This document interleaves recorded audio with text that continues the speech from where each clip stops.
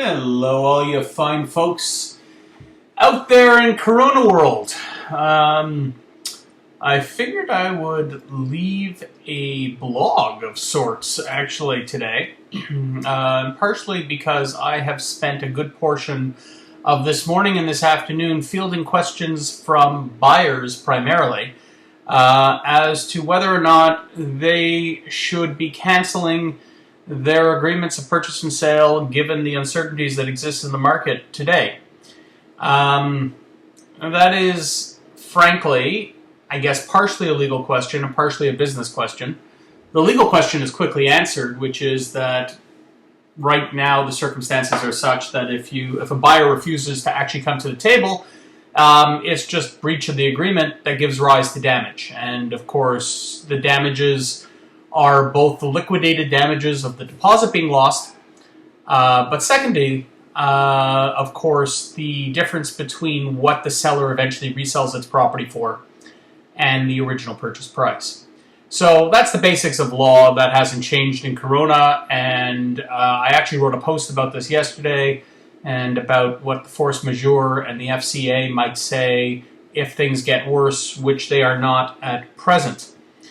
But that doesn't really satisfy most buyers, and that's because most buyers are actually asking a question that isn't legal in nature. They're asking, should I get out of the deal? What's the market condition? And to that end, I'm going to give a decisively non-legal answer, and I'm going to put the caveat on this that I know no more than the average Joe on the street, and this is purely my take on what is going to now happen to the real estate market as a result of what's happening due to the government shutdowns and Corona generally. Again, it has no legal bearing. I may be as right as your uncle or your aunt who's pontificating about this as well. So please take it for what it's worth and consider the fact that you're paying $0 for this advice or for this information because that is the monetary value of it. My take on where we are is predicated upon, I guess, fundamentals. It is the case that Toronto real estate has been rising over the course of 10 or 15 years, largely without fail and through many recessions. And the reason for that was attributed to numerous factors, including foreign buyers and easy money and any number of other factors. But the fundamental truth is that anyone who lives here knows about the immigration flows. We have high net worth individuals immigrating to Toronto and the GTA generally, and have for many years, in numbers that are in excess, in aggregate excess, not percentage excess, just in raw numbers that are in excess of really any other major metropolitan area in the North America. To some degree, that's as a result of favorable immigration policies that our government has put in place.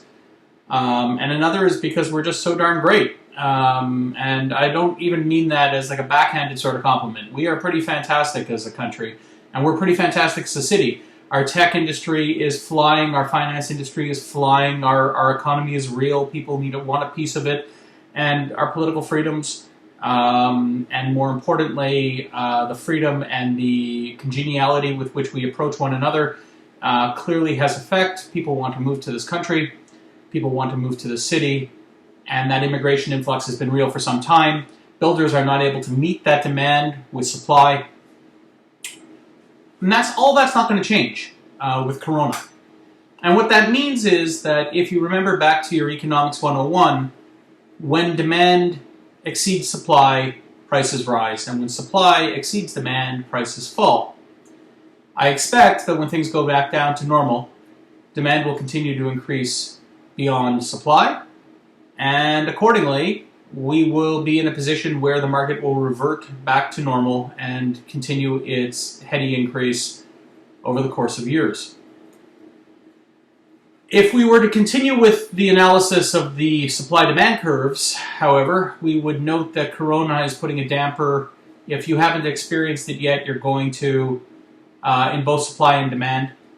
What that means is that we just have a smaller curve, but the curve remains the same. That is to say, if both supply and demand drop in equal tandem, then prices should remain relatively unaffected. Moreover, if Corona proves to be a short-term thing, that is to say the 6 to 8 weeks that take place, and the government restrictions are only for 6 to 8 weeks, then it's highly likely that sellers that may experience pressure to reduce their price will just say, let's just wait until this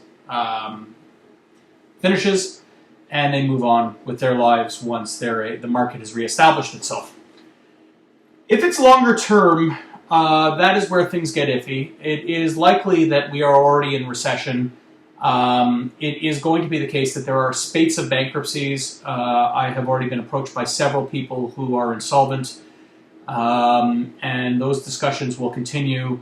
There is no one who can survive who runs businesses and who has employee roles and who has ongoing expenses, absent massive government intervention, which I don't think the government, even though the government's ready to commit tens of billions, I just don't think it's going to be enough. I do think we will head into a recession.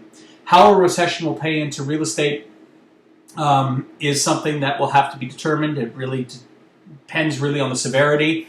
Certainly, I think that interest rates will remain at historic lows, approaching really 0% as they are in the States for many, many months following Corona to keep things going. But truthfully, the government had largely juiced that gas pedal to begin with. Fortunately, Canada isn't in the same debt situation as our southern neighbors. We didn't just have a tax giveaway for $1 trillion to allow corporations to do dividend buybacks. And accordingly, we are in a slightly better financial state to actually take on the massive debt levels that are necessary. It's really going to depend on whether or not our government comes to the table and spends, because in the absence of any private economy spending, the only available actor is the public sector.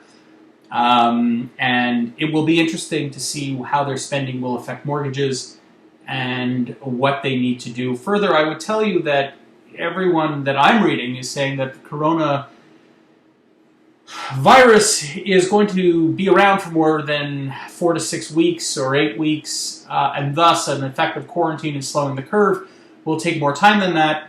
But eventually people are going to have to realize that we always have trade-offs in this world, and that having everyone go bankrupt is perhaps something that we're not ready to live with.